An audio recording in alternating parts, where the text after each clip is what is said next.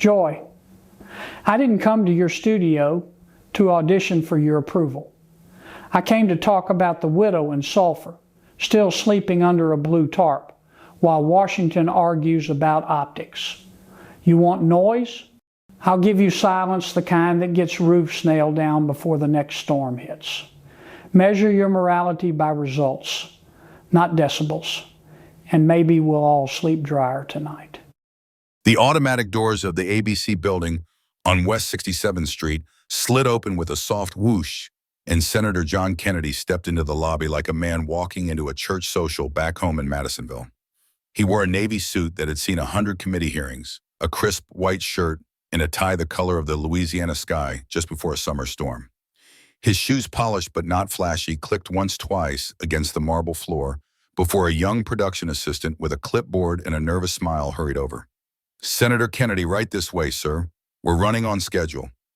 Kennedy gave her the same nod he'd give a constituent at the gas station, warm, unhurried, and already halfway to remembering her name. "Lead on, ma'am," he said, voice low and easy. The vowels stretched just enough to remind everyone he'd grown up on red beans and rice, not red carpets and green rooms. The hallway smelled of fresh coffee and hot lights. Crew members darted past with cables coiled over their shoulders like lassos, calling out quiet instructions. "Watch the spike mark, 2 minutes to house open." Kennedy kept pace without crowding anyone, eyes scanning the framed posters of past guests, musicians, movie stars, presidents. He paused for half a second in front of a black and white shot of Johnny Cash tipped an imaginary hat and moved on. A sound tech clipped a lavalier mic to his lapel, apologizing for the cold metal. "No trouble at all," Kennedy replied, holding perfectly still, while the guy adjusted the pack at the small of his back. "I've had worse things clipped to me. Ever try wearing a body mic in August humidity down in Baton Rouge?" The tech laughed, tension easing from his shoulders. That was Kennedy's gift. He could disarm a room without ever raising his voice. Inside the green room, the coffee was strong and the pastries were store-bought, but the senator took a plain croissant anyway, tearing off a corner and popping it in his mouth like he was back at the church fellowship hall. A monitor on the wall showed the opening credits of The View, rolling the familiar theme music filtering through the speakers. Whoopi Goldberg's voice boomed from the studio next door, warming up the audience with a joke about New York traffic. Kennedy watched without comment, one hand in his pocket, the other cradling a bottle of water. A makeup artist approached with a powder puff. "Just a touch, Senator, the lights are brutal." He bent slightly so she could reach. "Do your worst, darling. I've faced tougher critics than HD cameras." She laughed, dabbing under his eyes where the years had etched faint lines from squinting at legal briefs and flood maps. Across the room, Joy Behar sat in a director's chair, legs crossed, reviewing notes on a tablet. Every few seconds, her stylist tapped the screen with a sharp click that carried over the low hum of conversation. She hadn't looked up once since Kennedy entered, but he felt the weight of her attention all the same, like heat lightning on the horizon. Sunny Huston scrolled through her phone, lips moving silently as she rehearsed a statistic. Sarah Haynes chatted with a producer about weekend plans. Alyssa Farrah Griffin stood by the craft services table pouring coffee and offering Kennedy a quiet "Good morning, Senator." He answered with a genuine smile. "Mornin', Ms. Griffin. Hope your coffee's stronger than the opposition research." She chuckled, appreciating the joke more than the caffeine. A stage manager poked his head in. 5 minutes, everyone." The room tightened like a sail catching wind. Kennedy finished his water, crushed the bottle gently, and dropped it in the recycling bin with the precision of a man who'd spent years making sure nothing was out of place in a courtroom. He straightened his tie, ran a hand over his hair, still thick, still mostly brown, and followed the assistant down the narrow corridor toward the stage. The audience's applause leaked through the walls, growing louder with every step. He could feel the vibration in his chest, the same low thrum he felt when a crowd gathered at a town hall in Lafourche Parish or a fish fry in Shreveport. Only difference was the smell. No crawfish boiling here, just hot lights and hairspray. The set itself was brighter than a noon sun on the Gulf. 4 host chairs formed a gentle arc around a glass coffee table. The backdrop glowed soft blue, the logo pulsing subtly.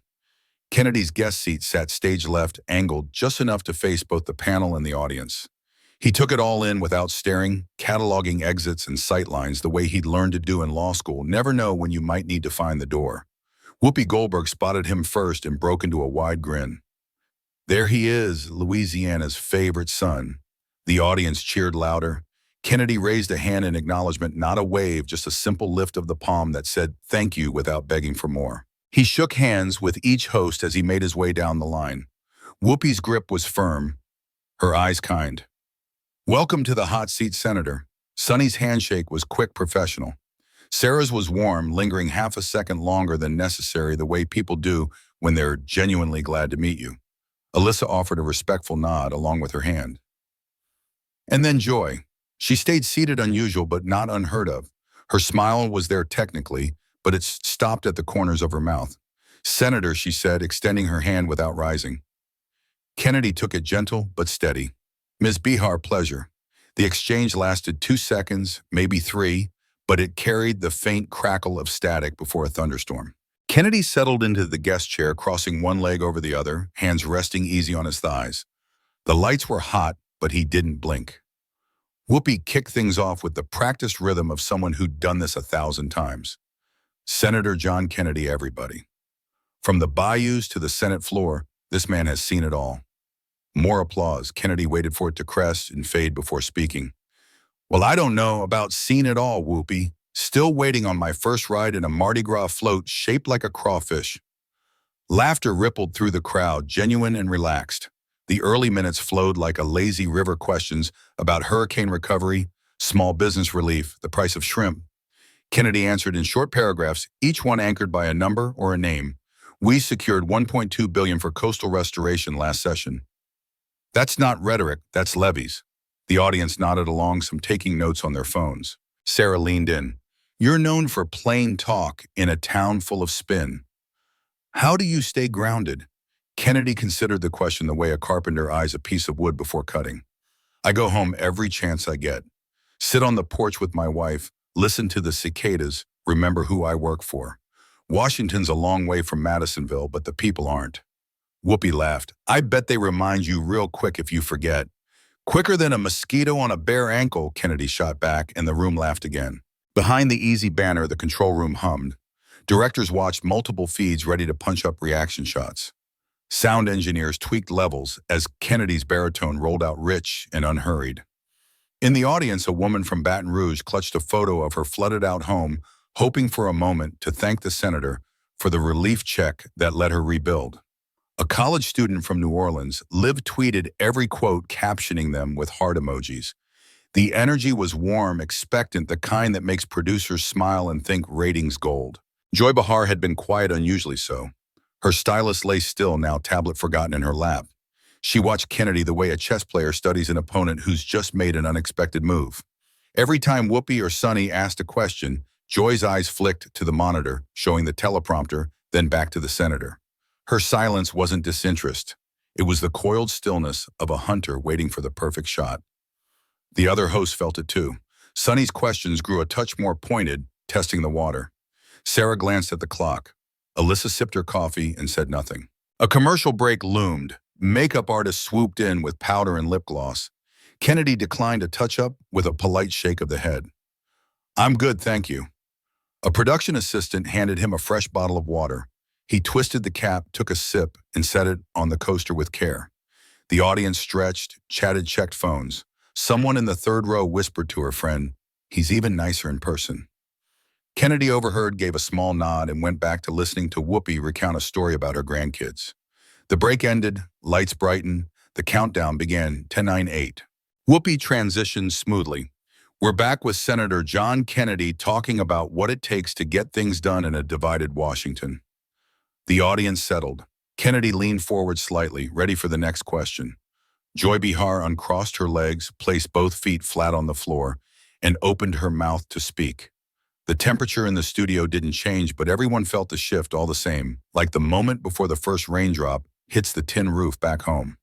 The storm was coming, and John Kennedy was right in its path, calm as a cypress in still water, waiting to see which way the wind would blow. The red tally lights on the cameras blinked back to life, and the studio audience hushed like a congregation settling in for the sermon. Whoopi Goldberg picked up the thread she'd started before the break. Senator, you've been in Washington long enough to see the pendulum swing both ways. How do you cut through the noise and actually move legislation? She tossed the question gently, the way you'd lob a softball to a kid who's already hit 3 homers. John Kennedy tilted his head, the overhead lights catching the silver at his temples. Noise is part of the job. Whoopee. The trick is figuring out which part's thunder and which part's just somebody banging a garbage can lid. A ripple of laughter rolled through the crowd. He continued, voice steady as a metronome. Take the Coastal Restoration Act. We needed 60 votes. I had 43 locked, needed 17 more. So I flew home, sat in a diner in Homa with a shrimper named Thibodeau, listened to him worry about losing his dock. Then I took that story back to a senator from Iowa who'd never seen salt water. Told him the dock was like his family's corn crib. We got the vote. That's not noise, that's negotiation. Sunny Hostin jumped in, tablet balanced on her knee. Respectfully, Senator, some critics say you negotiate too quietly. Flood relief, infrastructure. Those are bipartisan wins, but on hotter issues, voting rights, climate mandates, you're not out front leading the charge. Her tone was polite, but the subtext was a jab wrapped in velvet. Kennedy didn't flinch. Leading the charge is fine if you're headed toward the right hill. I've learned that shouting from the wrong ridge just gets good men killed. He let the metaphor hang for half a beat. On voting rights, I worked with Senator Scott to expand early voting sites in rural parishes. Quiet bill, no press conference, but it added 42 polling places in places where folks used to drive an hour to cast a ballot. That's not silence, Sonny. That's delivery. The audience murmured approval. A man in a 2-lane hoodie pumped a fist. Joy Behar had been still as a heron up to this point, but now she leaned forward, elbows on the table, fingers steepled like a prosecutor about to cross-examine. Senator, she began, voice pitched higher than the room's temperature, with respect delivery, without declaration, is just stealth. You have a national platform. Millions of people look to leaders like you to call out threats, threats to democracy, threats to marginalized communities. Silence in the face of those threats isn't strategic, it's complicity. The word landed like a gavel. A collective inhale sucked the oxygen from the front rows. Whoopi's eyebrows shot up. Sarah Haynes reached for her water glass and missed. Kennedy's expression didn't change, but something shifted behind his eyes, the way a bayou looks perfectly calm right before the gator breaks the surface. Ms. Behar, he said, slow and deliberate, I've spent 30 years in courtrooms where the loudest lawyer usually had the weakest case. Complicity is a serious charge. You mind telling me exactly which marginalized community I've abandoned? He didn't raise his voice. He didn't need to. The question carried the weight of a subpoena. Joy pressed on, undeterred. Let's talk specifics. When certain laws are passed that disproportionately affect minority voters' ID requirements, purging rolls, you stay quiet. When climate policies that would protect coastal towns like yours get gutted, you don't march in the streets. You don't tweet storms. You just negotiate in back rooms. That looks like cowardice to a lot of people. The audience shifted uncomfortably. A few boos trickled from the balcony, rare for the view, where applause usually drowns dissent. Kennedy let the boos fade before responding. Joy, I grew up in a town where the loudest rooster didn't lay the most eggs. Let's talk ID laws. Louisiana has same-day registration and free state IDs at every DMV. I voted for both. You want marches, I'll take results. Last election, black voter turnout in Orleans Parish hit 68% highest since Reconstruction. That's not cowardice, that's closing the gap. Sonny tried to tag team, but optics matter, Senator. People need to see their leaders fighting publicly. Kennedy turned to her, gentle but firm. Optics are what you see in a mirror, Sonny. Outcomes are what you see in a community. I don't march because I'm too busy building. After Hurricane Ida, we passed a $3.4 billion relief package. I didn't hold a press conference on the courthouse steps. I was in Lafitte helping a widow salvage her refrigerator. She didn't need a photo op. She needed a new roof. Joy interrupted, voice climbing. That's anecdotal. Systemic change requires systemic noise. Kennedy's eyes narrowed, but his smile stayed polite. Anecdotal, ma'am. That widow's name is Marlene Boudreau. She's got 3 grandbabies sleeping under a blue tarp right now. Systemic change starts when somebody notices Marlene. I notice every single day.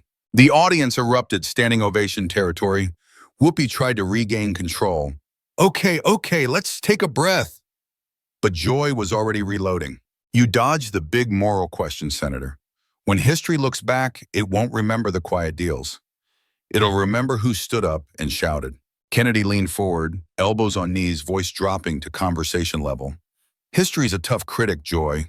It don't grade on volume. It grades on widows' roofs and kids' textbooks. I've got a stack of thank you letters from teachers in Iberville Parish because we funded broadband in their classrooms. Not one of them asked me to shout.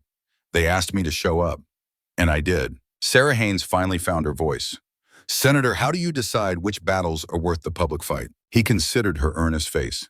Sarah, I asked myself one question. Will this help the people who sent me, or will it just help the people who rate me? If it's the latter, I pass. Joy wasn't finished. She flipped to a new page on her tablet, reading aloud. Quote from a constituent, Senator Kennedy votes present when leadership is needed. How do you respond to that? Kennedy didn't miss a beat. I respond by inviting that constituent to coffee.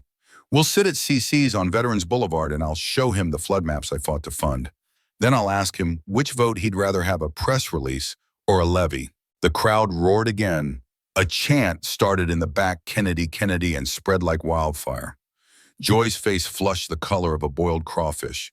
Whoopi signaled frantically for a break, but the director held the shot. The red tally lights stayed on. The storm had broken, and John Kennedy stood in the eye calm as a cypress while the wind howled around him. The chant of Kennedy, Kennedy rolled through the studio like a second-line parade breaking loose on Bourbon Street. Phones shot up red recording dots blinking like fireflies. Whoopi Goldberg's palms hovered in the air, the universal sign for settle down, but the audience had already chosen their drum major.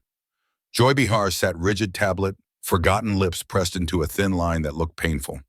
Sunny Houston stared at her own hands as if they belonged to someone else. Sarah Haynes mouthed a silent wow. Alyssa Farrah Griffin allowed herself half a smile. She knew a knockout when she saw one. John Kennedy waited. He didn't milk the moment, didn't raise a fist or flash a grin. He simply let the sound crest break and begin to ebb the way a good fisherman lets the line run before setting the hook. When the noise dropped to a respectful murmur, he spoke again, voice pitched for the living rooms of America, not the rafters of the studio. Ladies, he said, nodding to the panel, I came here to talk about serving people, not scoring points. If we're done with the latter, I'll head back to the former. He reached for the lavalier mic clipped to his tie fingers, moving with the same care he'd used to unhook a treble from a bluegill's lip. The tiny black box came free with a soft click that somehow carried over the hush. He set it on the glass table right beside Joy's abandoned stylus, and the clink sounded final, like a judge's gavel in a quiet courtroom. Whoopi found her voice first. Senator, nobody's asking you to leave. But Kennedy was already standing 6 feet of Louisiana pine in a Navy suit. The cameras tracked him instinctively. The boom operator swung overhead like a crane. He buttoned his jacket with one hand, the motion smooth, practiced the same way he'd buttoned it before addressing the Senate Judiciary Committee or a Rotary Club in Bogalusa. Ma'am, he said to Whoopi, gentle but immovable, I've got a flight to catch to Lake Charles. Folks there lost roofs last storm and gained new ones because somebody in Washington did the paperwork instead of the posturing. I intend to shake their hands before the sun sets. Joy Behar surged to her feet, finally chair-scraping, loud enough to make the front row wince. So that's it. You just walk away when the questions get hard. Her voice cracked on the last word, betraying the tremor she'd kept locked down for 20 minutes. Kennedy paused halfway to the edge of the rug, one polished shoe on the glossy floor, the other still on the set's textured mat. He turned slow and looked at her, not angry, not triumphant, just steady. Joy, the questions didn't get hard. They got personal. And personal attacks disguised as policy debates don't serve a single soul watching at home. They just feed the beast that keeps us divided. A woman in the third row stood up without thinking, clutching a handmade sign that read, "Thank you for the levy." She started clapping slow, at first then faster. Others joined. Within seconds, the entire balcony was on its feet. The floor seats followed. The applause wasn't polite. It was a roar, raw and grateful, the sound of people who'd felt seen for the first time in a long time. Kennedy raised a hand not to quiet them, but to acknowledge. Y'all sit down now, he said, voice carrying without a microphone. This ain't about me. It's about the nurse in Shreveport working double shifts, the teacher in Natchitoches buying crayons out of her own pocket, the shrimper in Dulac praying the season holds. They sent me here to work, not to wrestle. He stepped off the raised platform. A production assistant appeared at the curtain headset, askew, eyes wide. Kennedy gave her the same nod he'd given the lobby greeter an hour earlier. "After you, ma'am." She hesitated, then led him through the gap. The curtain fell closed behind him, but the cameras kept rolling because the story wasn't over. Backstage smelled of sawdust and hot cables. Crew members parted like the Red Sea. A grip whispered, "Hell of a exit, Senator." Kennedy kept walking. In the green room, the monitor still showed the set, Joy gesturing wildly, Whoopi rubbing her temples, Sunny staring at the floor. The chyron at the bottom of the screen read, "Live. CNN, Kennedy addresses accountability." Someone had already cued the clip package. Kennedy's phone buzzed in his pocket once, twice, a dozen times. He pulled it out, glanced at the screen. Text from staff, "Sir, Twitter's on fire. Hashtag stand with Kennedy trending no one." Another sir from his wife, "Proud of you. Bring home some boudin." He smiled, thumbed a quick reply, "Will do, love," and slipped the phone away. A producer jogged up, breathless. "Senator, the control room wants to know if you'll do a satellite hit from the airport. Tell him I've got a date with a widow in Sulphur who needs her FEMA paperwork signed. Satellite can wait." He kept moving. Outside, the October air carried a bite. Secret Service held the SUV door. Kennedy paused on the sidewalk, squinting up at the building. A cluster of fans had gathered behind the barricade, construction workers on lunch break, a couple of Tulane students, a mom with a toddler on her hip. Someone thrust a Sharpie and a campaign hat through the rail. Kennedy signed it, handed it back, then signed 3 more before the agents gently urged him forward. Inside the vehicle, the driver, a Louisiana native, glanced in the rearview. "Senator, you just broke the internet."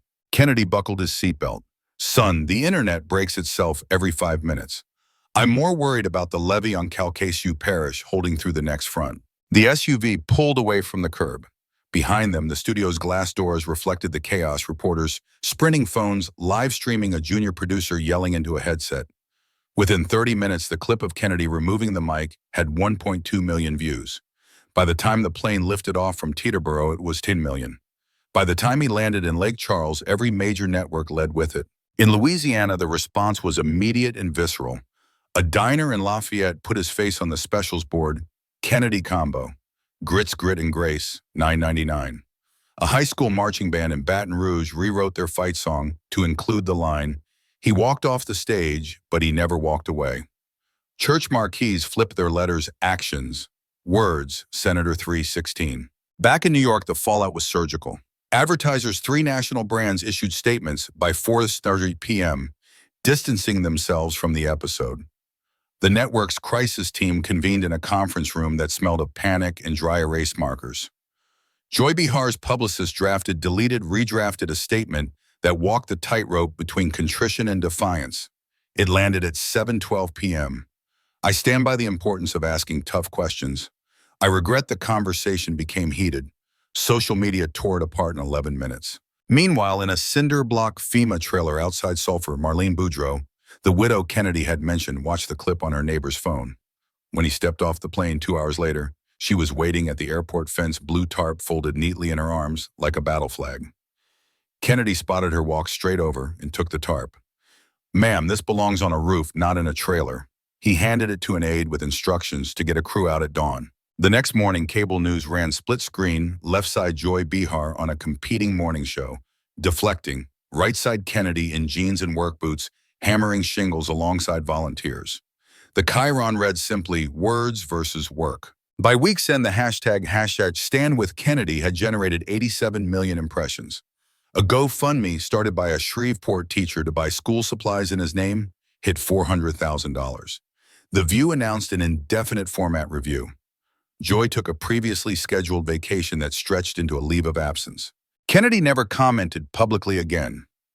He didn't need to. The clip spoke, the roofs rose, the polls opened wider, and the people of Louisiana and millions beyond watched a man choose service over spectacle. The storm had passed, but the calm that followed carried a message louder than any thunder. Real leadership doesn't shout from studios. It shows up where the work is.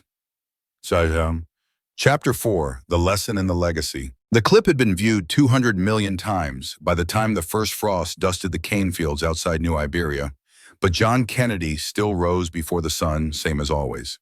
He brewed coffee in a dented pot that had belonged to his daddy, poured it black into a styrofoam cup, and drove his own pickup to the levee south of Baton Rouge. No motorcade, no press pool, just him and a thermos and the low hum of classic country on the radio. The engineers were already there, hard hats, clipboards, the smell of diesel and wet clay. Kennedy shook every hand, asked about kids and grandkids, then rolled up his sleeves and spent 3 hours walking the berm, listening more than talking. A drone overhead caught the scene, one man in a windbreaker indistinguishable from the crew except for the way they all leaned in when he spoke. That was the thing nobody on the morning shows ever quite captured. The quiet was deliberate, not accidental. Kennedy had learned early that volume and virtue don't share the same zip code. Back when he was a prosecutor in New Orleans, he'd watch defense attorneys grandstand for the cameras outside the courthouse while their clients sat forgotten inside. He'd made a promise to himself, then never let the show outrun the substance. The promise stuck. 6 months after the walk-off, a high school government class in Lafayette assigned a project. Find a moment when leadership looked different from what you expected. Half the kids chose the clip. Their teacher, a soft-spoken woman named Mrs. LeBlanc, mailed Kennedy the essays. He read every one on the back porch boots off dog asleep at his feet. One girl wrote, "Senator Kennedy didn't win by yelling. He won by refusing to play a game that wasn't about us." Another boy added, "I thought leaders had to be loud. Now I think maybe the loudest thing you can do is show up and shut up long enough to hear what people need." Kennedy underlined the sentences in red pen, slipped the pages into a manila folder labeled "Simply Keep." The folder lived in the bottom drawer of his Senate desk next to a worn copy of the Federalist Papers and a photo of his wife holding their first grandbaby. Every time a new staffer started, he pulled it out and said the same thing: "Read these before you tweet anything. Then ask yourself whose life gets better because of what you're about to say." The ritual became legend in the office. Interns called it the Kennedy test. Across the country, the ripple kept spreading. A city councilman in Ohio watched the clip and canceled a planned press conference about a new bike lane. Instead, he spent the morning riding the route with residents, notebook in hand. A principal in Atlanta replaced the faculty meeting rant about test scores with a listening session in the cafeteria.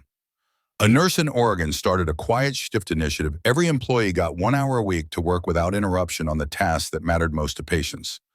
None of them quoted Kennedy by name, but they all described the same instinct: stop performing, start producing. The View never recovered its old rhythm. Ratings settled into a polite hum, the kind that keeps a show on life support but doesn't fill the seats. Joy Behar returned after 3 months with a new segment called Real Talk, Real Results, but the edge was gone. The audience could smell the caution. Advertisers drifted to podcasts and streaming. The studio itself felt smaller, the lights a little less bright, like a stadium after the home team moves to a new city. Kennedy, meanwhile, kept moving. He passed a bill expanding broadband to 40,000 rural homes, no ribbon cutting, just a one-line press release. He secured funding for a veterans mental health clinic in Monroe, groundbreaking, attended by 3 local reporters and 1 therapy dog. Every time a network called for a follow-up interview, his scheduler replied with the same sentence: "The senator's calendar is booked with constituents." The network stopped asking. One spring evening, he spoke at a commencement in Ruston. The field house smelled of floor wax and nervous sweat. Graduates in purple gowns fidgeted while the band played a wobbly Pomp and Circumstance. Kennedy took the podium in his familiar Navy suit, no notes, no teleprompter. The speech lasted 8 minutes. "Class of graduates," he began. "You've been told 1,000 times that your voice matters. That's true. But volume isn't voice. A whisper in the right ear at the right moment can change a life. A shout into the void usually just echoes back empty." He told them about Marlene Boudreau, whose roof was finished the week before Thanksgiving. About the shrimper in Duloc, who landed his first full haul since the spill, because a quiet amendment tucked into an appropriations bill paid for new nets.